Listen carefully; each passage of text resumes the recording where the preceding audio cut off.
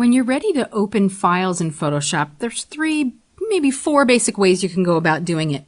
You can open up existing files. To do that, you can use the File menu, you can go through the bridge or the mini bridge. You can open up raw files from your digital camera inside Camera Raw, and then you can create new files. So we're going to go through each of these step by step so you can see how you go about doing it. So the first way would be to open up an existing file. You can do File Open, and then this would bring you to a dialog box where you can browse for, select, and open the file. All you have to do is make your selection and click Open. You could also browse through Adobe's Bridge. If you haven't used Bridge before, I highly recommend checking it out because it's a really great tool for managing your photographs. If you're a digital photographer, whether you're a hobbyist or a professional or amateur, this is a fantastic tool for keeping track of your files. You get a preview window. You can navigate through your computer to any directory. You can do batch renaming. You can sort and file, and it's just a fantastic tool. You can even create PDF slideshows, and when you find a file that you want, you can open it with your selected program, and I just opened up the context menu. Another way to access the bridge is through the mini bridge. And I had mentioned the mini bridge before. It's just a mini version of the bridge, and you can do a lot of the same things with it. You can navigate to a specific location on your computer, and when you find the file that you want to open, you just double click to launch it in your workspace. You can minimize the bridge at any time to maximize the space that you're working with. The other way is to open up a file in Camera Raw, and when you go to open up a raw file, Photoshop will automatically detect that it is a raw file and will open up your file in Adobe Camera Raw, or ACR, which sometimes people refer to it as. Now, Camera Raw is a really fantastic dialog box. Similar to working in Lightroom, you could make a lot of corrections to your images before you bring them into Photoshop. You're dealing with the raw data from your digital camera. And I'll just briefly show you a couple of things in Camera Raw, but I encourage you to spend some time really looking at all the tools and playing around with the different buttons and widgets so that you really get familiar with how powerful Camera Raw is. So here's a photograph of a flower. It doesn't seem like it's entirely in focus, so we can modify not only the sharpness, but we can adjust the exposure, the contrast, the highlights and shadows, the whites and the blacks. We can increase the clarity and the vibrance. There's so much we can do. So looking at the top here, we have basic features that would allow you to control general exposure things. There is a button here called Auto, and if you click that, it would give you what it thinks it should be based on the algorithm and the contents of your photograph. Or you could start with auto and then make some minor adjustments. That's one thing I like to do. Although sometimes I like to trump the application and see if I can do better than the auto version. Then this next button is called Tone Curve, and this will allow you to adjust the tonality inside of your image. You can set the black, the gray point, and the white marker, and you can adjust this line so that the tonality is improved in your image. This next one deals with the detail. So for instance, since this image does not look like it's very sharp, we can increase the amount of sharpening. And sometimes you need to also increase the radius in order to see how much is sharpening.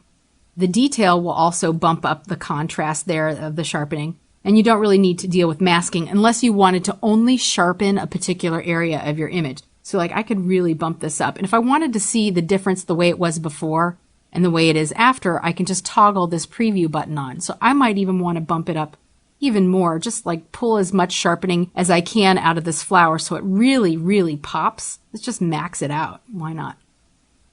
So that's the way it was before, a little bit fuzzy. Wow, big difference, right? So you can also, in this same panel, bump up the luminance. And the luminance has detail. You can bring it up or bring it down. You can also bump up the contrast. I personally love high contrast, high definition image. You can also tweak the color a little bit about. And depending on the size of your workspace, make sure you check out the scroll bar because you don't want to miss anything that could be there. Other options dealing with HSL, grayscale images. You can adjust the colors within your images, hue, saturation, and luminance. You can convert any color image to a grayscale image. There's also split toning if you happen to want to split tone a black and white image. There's some lens correction.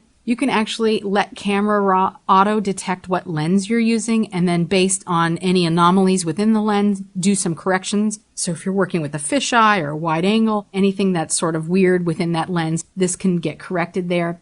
There's some special effects that you can apply, such as adding grain, even doing some post-crop vignetting. So you can add or subtract vignetting, like lighten or darken around the edges. There's also dealing with the different camera profiles, calibrating your image to that. There's some presets which you could load in, and you can make snapshots as you're working so you can compare the different versions. Let's go back to that first basic panel and look at the white balance. So there's the temperature, which you could increase or decrease. This is like color correcting stuff. I almost think it was good where it was before. And then you can adjust the tint, like a little more green, a little more magenta, based on what the image looked like when you actually shot it. You can adjust the exposure to lighten it or darken it a little bit. I'm going to leave it back at 0. You can bump up the contrast here as well. Increase the highlights, so like pull some more whites out of there. You can darken down the shadows if you like. And then adjusting the white point and the black point within your image. So this is really popping now compared to the way it was before. You could also bump up the clarity. That's almost too much. I think I might want to bump the whites back down. And the vibrance. So now check out the way it was before and the way it is after. It's a huge dramatic difference. Now, when you're done working with your color corrections and exposure in Camera Raw, you can do one of two things. You can say that you're done, and all of these corrections will remain with the Camera Raw file. Or you can click Open Image, and it will open that image in your Photoshop workspace with all those corrections, and you can save it as a Photoshop file, or you can continue working on it and then save it later.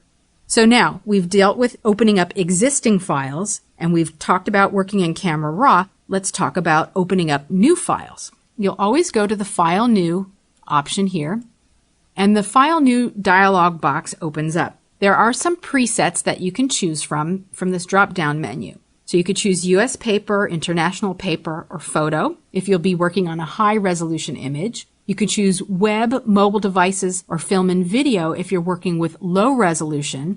And there's also a listing of the currently open files here. And then there's custom. If you needed to create some custom settings, you can create them and save them and then open with those settings later on. So if we were going to do something like work on a photo project, we'd select photo.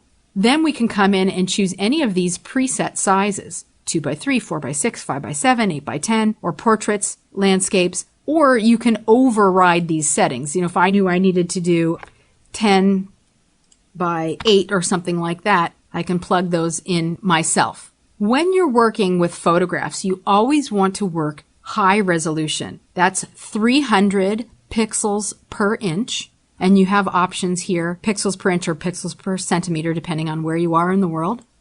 You can also toggle between different units of measure. You can work with inches, centimeters, millimeters, points, picas, or pixels if you're working on the web. And then color mode. If you're working on a print project, you want to be in CMYK color mode, and 8-bit is usually plenty. Other options include 16-bit, in this case, no 1-bit, no 32-bit. And then the background contents is either white, a specific background color that you specify, or transparent. And I typically leave it at white unless I know I need to start with a transparent background for some reason. There is an advanced setting down here, and you probably will never need to change this, but you could select different color profiles. So if you were going to work on a project that needed to be printed overseas, you might need to choose a different color profile, and you would select it from here. Always check with your printer before you print anything or need to prepare files for printing outside of your country. And then there's this pixel aspect ratio, which deals with the size of your pixels, and we'll talk more about that in another exercise when we deal with video. Now, if you're going to work for a web project, you would choose web, and then again, there's preset sizes that you can choose from. Your resolution is low resolution. 72 pixels per inch is the default, and always RGB for any web or on-screen or mobile devices or anything like that. So we would stick, in our case, if we're working with a photograph, in the high resolution CMYK for print if we know that we need to print this. And let's just choose, we'll go back to 8 by 10, something like this, and click OK. So now we've created a brand new document and we can do whatever we want with it. Now let's say you create a new document and then you realize, I made it the wrong size. No need to worry. You can always change the size of your image or even the size of the canvas through the image menu. The first thing I want to show you is image size. Here you can adjust the width and height of your document, even the resolution if you like. These sizes are linked by default, so if you needed to modify it, you'll need to deselect constrain proportions. So let's say I wanted it to be 7 by 5, and then you will have to click OK. Now I've resized my document. Now the other way to do it is if you wanted to adjust the canvas size, but not anything that you had on top of it. And actually, let me switch back over to this image. We'll choose canvas size. Now right now I can see that this is roughly 10 by 6, but let's say I needed to make it 12 by 7. What I can do is I can expand the canvas behind my image just by increasing the values in these two fields. Now this area has to do with where the canvas will expand behind my existing image. If you have the dot in the center, then the expansion will happen evenly behind your image, but you can also set the anchor to any of these four corners or any of these midpoints. But we're going to leave it right here in the center, and we say extension color should be the background color, which is white here for my background in my toolbar. So now you can see that it's evenly expanded the canvas behind my image. While you're working, it's often a good idea to show your rulers so that you can create precise measurements when you're moving objects around on your artboard. You can turn your rulers on through the View menu here. There's also a keyboard shortcut to toggle those on and off, and the rulers will display in the default unit of measure that you selected when you created your new file. If you need to modify the unit of measure, you can easily do that by right-clicking on the ruler itself and then choosing a different unit of measure. So let's say that we needed to create an image that was going to go on a website. We'd need to work in pixels, and we'd just toggle it over to pixels. But if we're doing something for print, we're probably going to be working in inches, and therefore we could leave it on inches. But you can toggle the ruler on and off at any time, and you can even hide it and show it while you're working by using the keyboard shortcut. Although typically once you turn it on, you keep it on. It doesn't take up that much space in your workspace. Another thing that you might want to do is turn on your grids. The grids are also located in the View menu. Under the Show menu, there's your grids. Now the grids can be set up in your preferences if you need to alter them, but it's usually 4 parts per inch. You could set it to 8 parts per inch, but it's usually like some kind of multiple of 2 that will divide evenly for an inch. And this will help you with placing things within those different markers. And those also can be toggled on and off with a keyboard shortcut. There is something called Smart Guides. Let me turn that off and then show you Smart Guides. Smart Guides are really great to be working with. They will give you measurements and assist you in placing objects on your artboards. Some people love them, some people can't stand them. I'll leave it to you to turn them on or off. But those can also be toggled here on and off while you're working. Other things in this submenu include your grids, your guides, your smart guides, slices if you are going to slice some web graphics. You can turn all of these extras on or off at any time. Another thing to turn on is the snap feature. This is really great when you're working with guides, and let's talk about guides right now. Guides are these invisible markers that you can place as many of them as you want onto your workspace that will allow you to organize things, and then you can have your objects snap to your guides. So I'm going to bring a guide onto my workspace by clicking inside my ruler and then dragging out. And then I can align it by looking at the top of the ruler. There's that little double line there, or dotted line rather, that will allow me to position my guide. When I have my guide exactly where I want it to be, I just release my mouse and there it is. By default, it's this aqua blue line. And what's nice about guides is that you can click and drag to readjust them. You can bring as many onto your workspace as I mentioned, and you can pull them out from the left ruler as well as from the top ruler at any time. So I'm just going to drag these on here. Now this one didn't get right on there. In order for me to be precise, I might want to grab my zoom tool to zoom in. Then I can hold down my space bar to convert my zoom tool, or really any tool, into the hand. And the hand allows me to reposition my view of the zoomed in workspace. I can then go back to my black arrow, my move tool, and reposition the guide so that it's snug right up against the edge of this image. Now, if I can't get it right on there, I also might want to zoom in a little bit more to the pixel level for perfect accuracy. With the hand tool, you can do what's called panning. So I'm just sort of flicking, just clicking and flicking the image. You could also scroll using the scroll bar to get to the other edge. And I just want to make sure that my other guide is accurate, and it's not. So I'll just click and drag it over, and let's go up to the top, and we'll get that one in position too. So you can zoom in and out. Let me show you the zoom tool a little bit more. So if you click once and click again, single clicks will zoom you into a space. You can hold down your Alt or Option key, and that changes the plus sign to a minus sign on the icon itself, and then you can click to zoom out.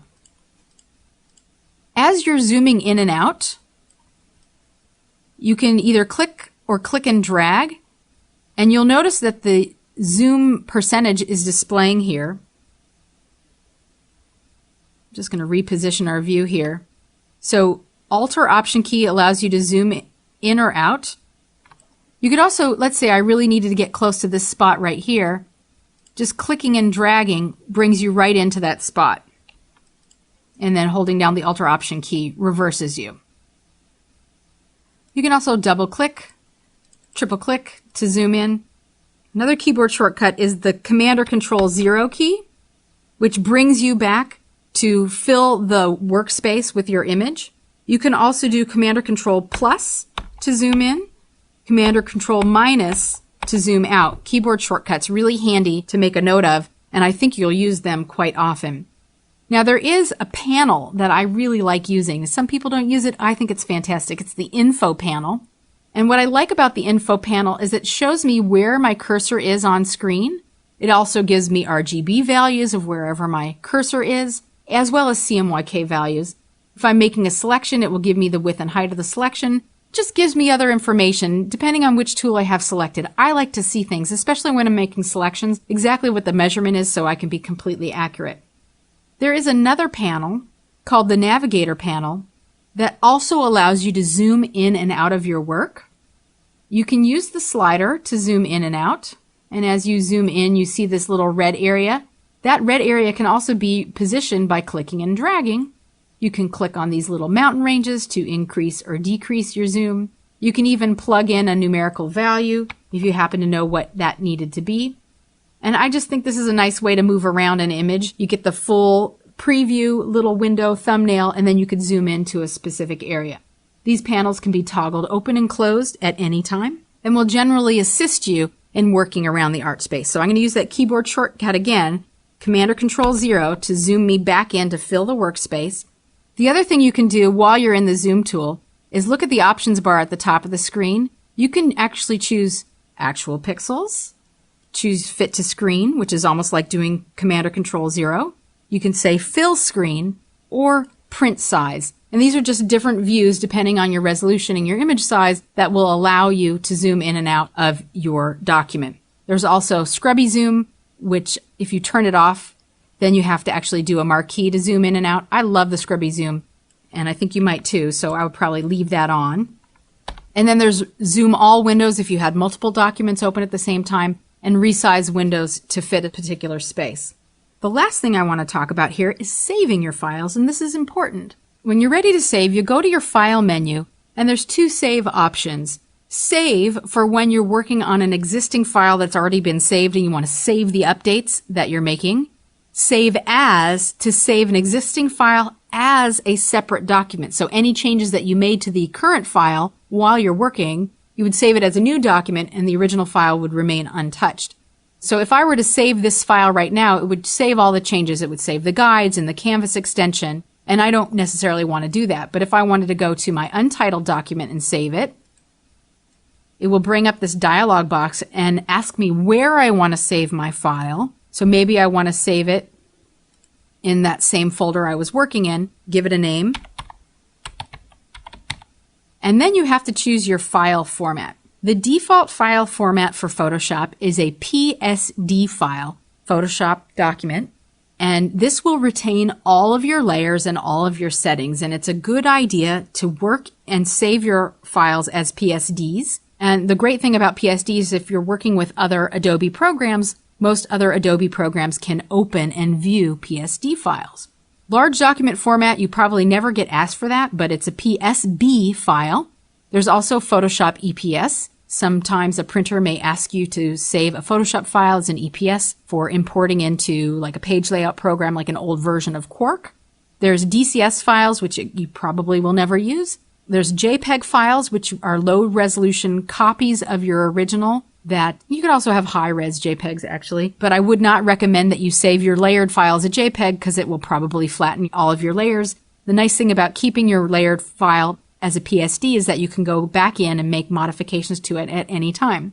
JPEG 2000 and JPEG Stereo you probably won't use, although JPEG Stereo is sort of gaining traction lately. It's an interesting concept. Stereoscopic images where you have two images that combine because of the angle of your eyes into almost like a 3D image. Multi-picture format you'll probably never use. Photoshop PDF, if you wanted to save your Photoshop file as an Adobe PDF, you could do that. RAW files, as you saw earlier, you can work in Camera Raw, so you could save it with a RAW extension. Cytex you probably never work with. And then TIFF files can be layered files like Photoshop files, and some people may want you to save a file as a TIFF or provide you with a graphic file as a TIFF, and that's fine too, although I'd probably save it as a Photoshop file just to keep everything consistent. Once you've made your selection, there could be some specific save options based on your selection down here. If you wanted to save the image as a copy, for instance, here you could click Save As Copy. And when you're done, just click the Save button, and then you've saved your file. It will show you the name of the file and the file extension at the top, along with the percentage of the view and the color space and the number of bits for that image. Now, if you wanted to do something like Save As, just do File Save As, and it's pretty much the same thing. You would give it a name, so I might want to call this Save As California 2 or something. And in this case, it was a JPEG file. Maybe I want to convert this into a layered Photoshop file so that I can work with it and modify it at a later date. Again, it shows you the file name, updated file name, and the file extension. When you're done working with all of your files, all you need to do is click this X to close them. And then anytime you have a document open, this little bar up at the top will show you the tab of all of your open files, and you can toggle between them at any time. And then when you're done working, just click the X button to close it, and you're done.